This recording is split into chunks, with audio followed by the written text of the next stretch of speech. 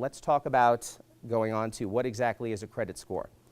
If we break it down, it's a 3-digit number that tells somebody how you pay your bills, right? So it measures your payment history, whether you're paying that history on time or not paying that history on time, okay? So many times I always tell everyone I look at credit reports, and a lot of times people don't have any credit.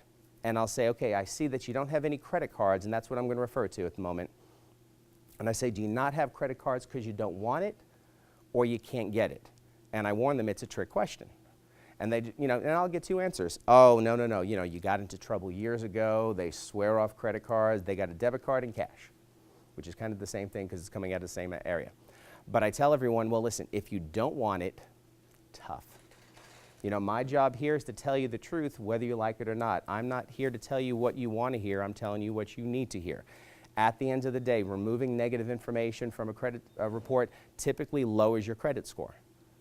If you're not showing the system, if you think about it, that, hey, I can actually make timely payments on something that is open that I currently have, well, then your score is not going to increase. So I tell everyone, most people that I encounter typically need what I call 2 pieces of credit, and that is usually 2 credit cards. Okay? Now, there's a lot of different times you get generic advice, and generic is generic for a reason. It's not specific. Go get a secured credit card. And these days, that's all you can get because all the high-risk credit cards have been eliminated. However, here's the trouble now with secured credit cards. A lot of the larger banks are saying no, which makes no sense. If you go, hey, if I'm going to give you $300 or $500 and you can give me a credit card, there's no risk.